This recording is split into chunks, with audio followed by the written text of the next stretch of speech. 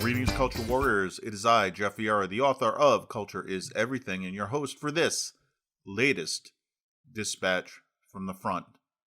Before we get to today's story, I have a little bit of cross-promotion to do for you.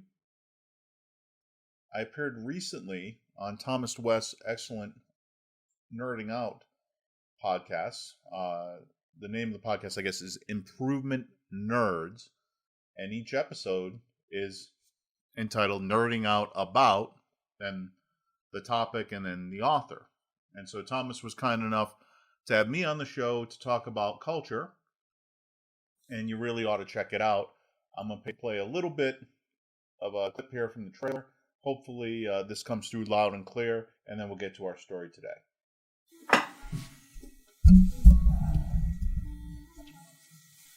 Culture is what people do and why.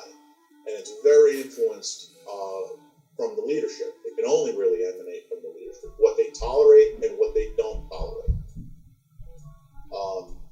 So in the book, when we talk about how to diagnose a company's culture and pick a quality improvement methodology, which will go with the grain of that culture.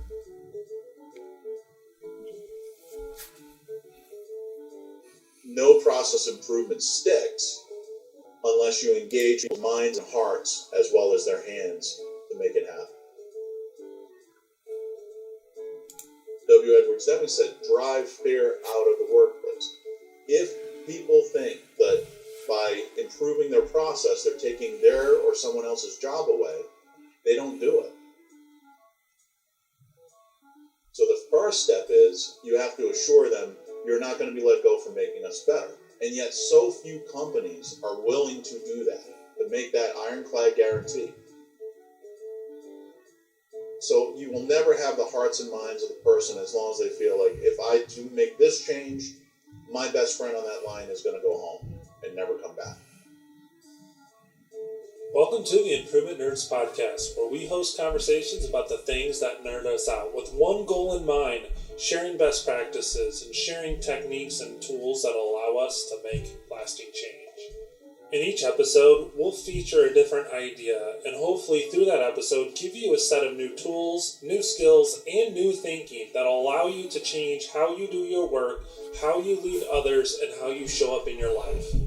We're so excited that you've chosen to nerd out with us. We hope that these episodes are exactly the things that you need to hear in order to get started in making the improvements that you want to see happen in the world. If these episodes speak to you, please subscribe to our podcast, like what we're doing, and leave a comment. Go where the biggest, most complicated problem is. Because if you're a problem junkie, if you like to solve big, complicated things, you're going to learn the most and have the most impact by always running into the building that the smoke is pouring out of. It's a very unnatural thing. Most people prefer a little more comfortable life and stay away from those things, and they're known as sane people. But for quality people, we love that. We love the smell of smoke. We love to strap on the oxygen tank and the mask and get in there and do something. Margaret Mead said it best when she shared that one should never doubt that a small group of thoughtful, committed citizens can change the world. Indeed, that it was the only thing they ever had. I couldn't agree more. Let's get busy, Improvement Nerds. We got a lot of work to do.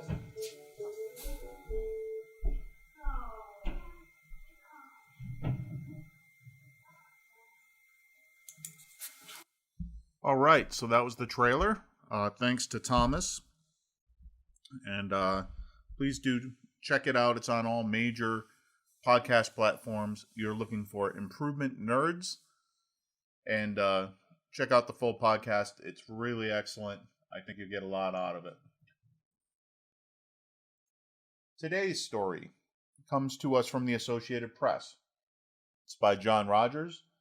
Trader Joe's says no to changing ethnic-sounding label names. Trader Joe's, which earlier this month said it was moving to change the names of some of its products, after an online petition denounced them as racist, now says it will stick with labels like Trader Jose's and Trader Ming's for Mexican and Asian food. We want to be clear, we disagree that any of these labels are racist, the popular grocery chain said in a statement posted on its website. It added, "We do not make decisions based on petitions." The petition posted on change.org by a high school student claims the names create a narrative of exoticism that perpetuates harmful stereotypes. Other Trader Joe's names cited include Trader Giotto's and Trader Joe-san for Italian and Japanese foods. After the petition was launched, Trader Joe's issued a statement saying it has been in the process of updating such product labels. While this approach to product naming may have been rooted in a lighthearted attempt at inclusiveness, we recognize that it may now have the opposite effect, one that is contrary to the welcoming, rewarding customer experience that we strive to create every day. Company spokeswoman Kenya Friend Daniel said at the time.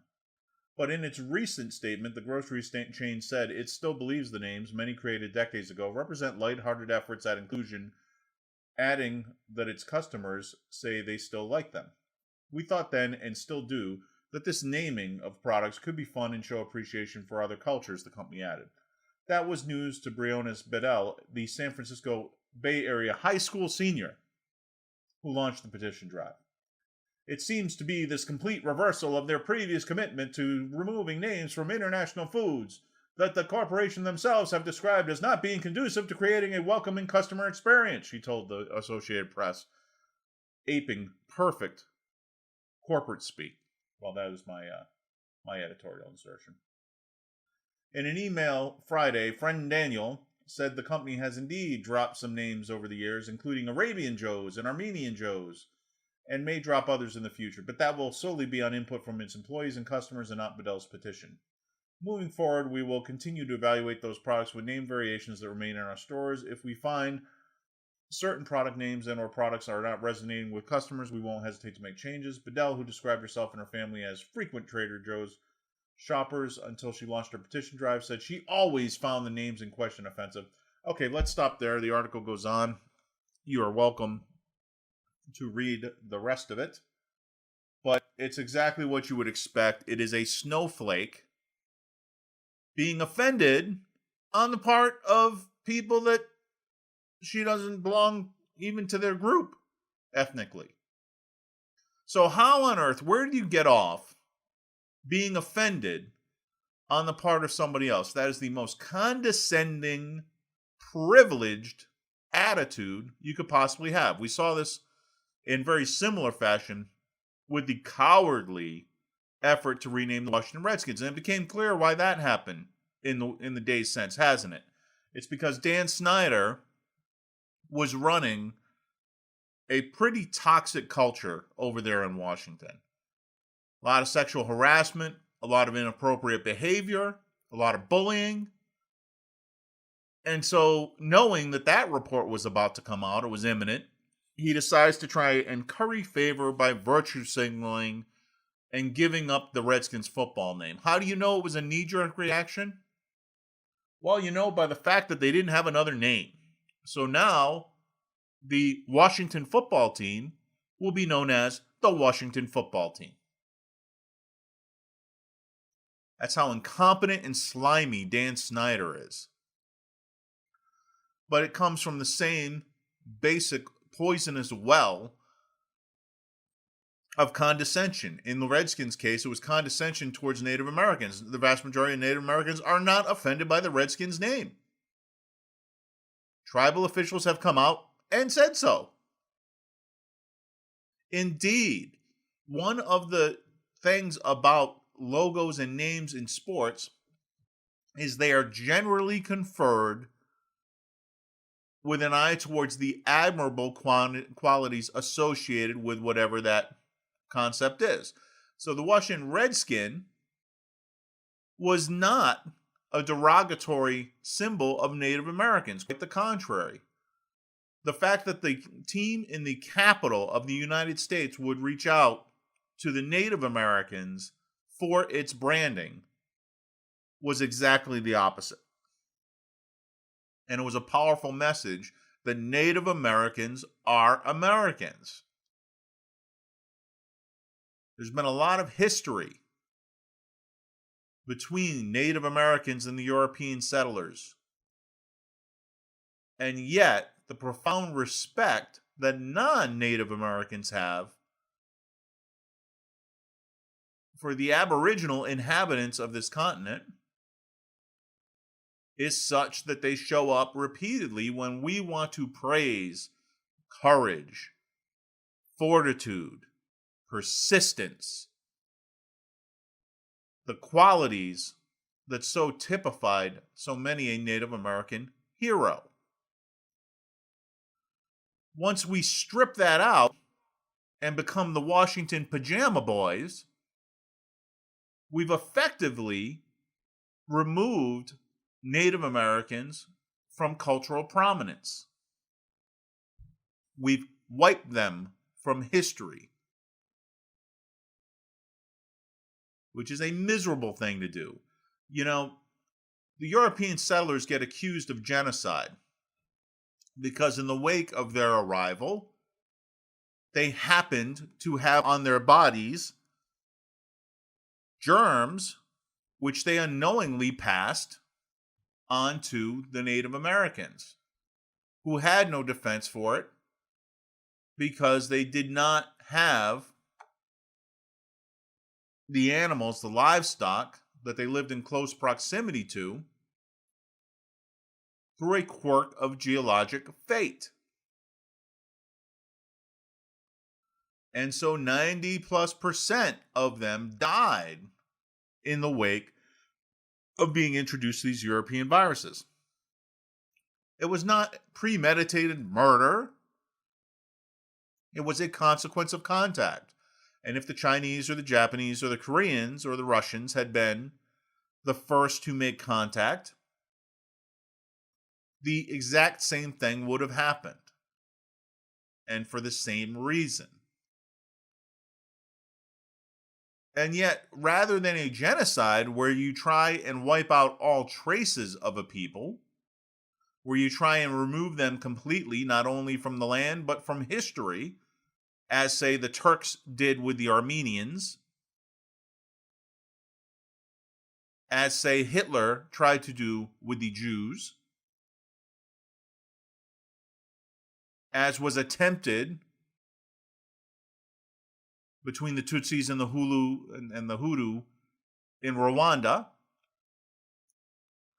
Well, the objective there is to make sure that no one ever hears of these people again. They're defunct. They're like the Mycenaeans. They are no more. And that's clearly not the case when we name our sporting teams after the people. But that's completely lost because these snowflakes have to find a way to virtue signal. And if they are not victim worthy themselves, well, they've got to be victimized on behalf of somebody else. They've got to be outraged. And because they don't belong to that group, why, their dudgeon has to be even higher. As this high school snowflake's dudgeon is. Oh, how well she has learned at the feet of her moronic teachers.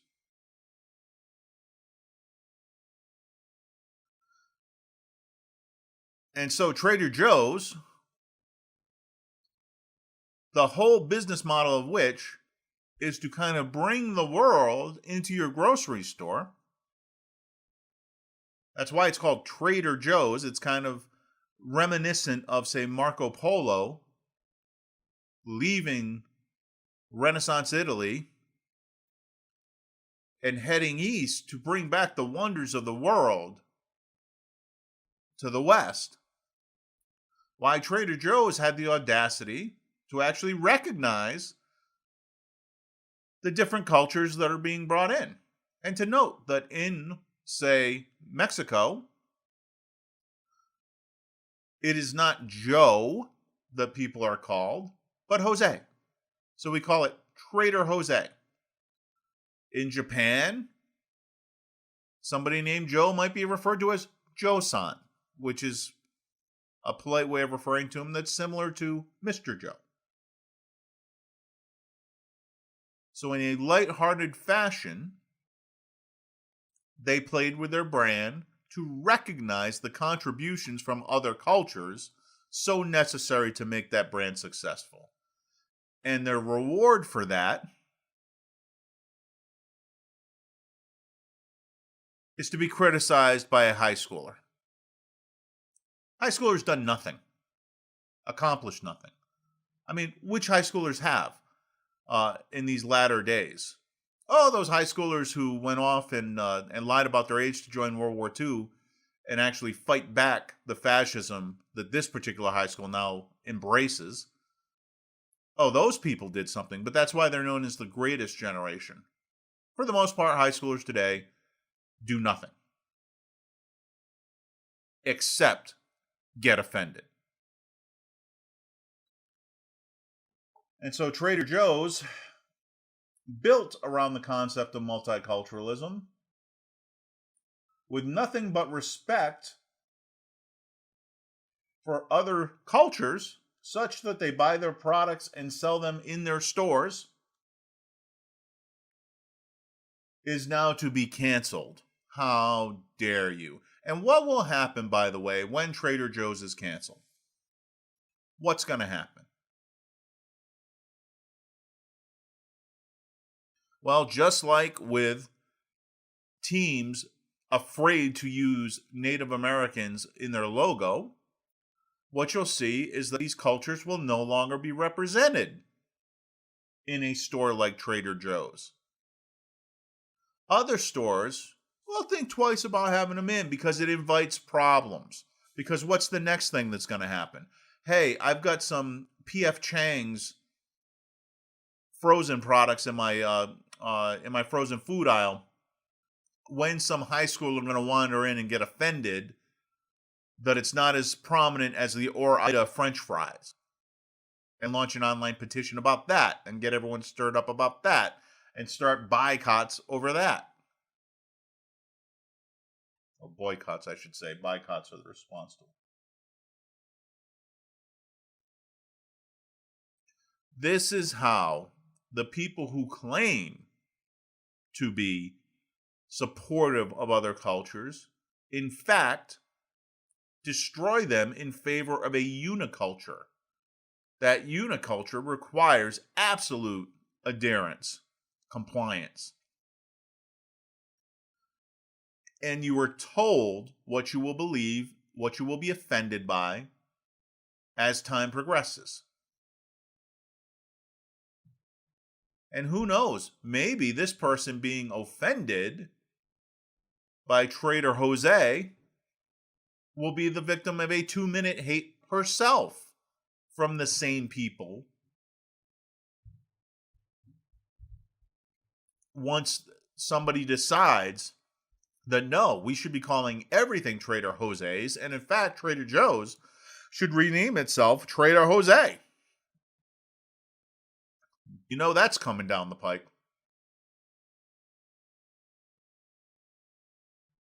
My friends, I get exercised about these things, not just because it's stupid, but because it's evil. It's evil to bring the hand of authoritarianism into what grocery stores name their products. As the somewhat slimy spokeswoman for Trader Joe's said, you read in her comments, you can see she probably doesn't agree with their policies, would probably love for them to ban Trader Jose's and Trader Ming's. But as she notes, they pick these brands based on how well they do in the marketplace, what people like and what people don't like. So it's not a conspiracy, it's not an attempt to somehow belittle these cultures. It's quite the opposite. And yet that is not acceptable. Why? Because a high schooler gets enough drones to jump on the bandwagon. We do not run our company based on petitions. That's wise. Run your company based on sales. What works, what people buys. Who knows? She claims to have been offended for years over this. How much money do you think she spent in Trader Joe's? Not a real customer. On the other side of this, we have the spectacle of the so-called social justice warriors in positions of authority within some of these companies, basically targeting their customers for criticism, chasing their customers away. I covered that in a podcast several weeks ago, where we were talking about Jeff Bezos essentially firing a customer and printing his emails in public because he said something that Jeff Bezos didn't like. Oh, how arrogant we have gotten at Amazon,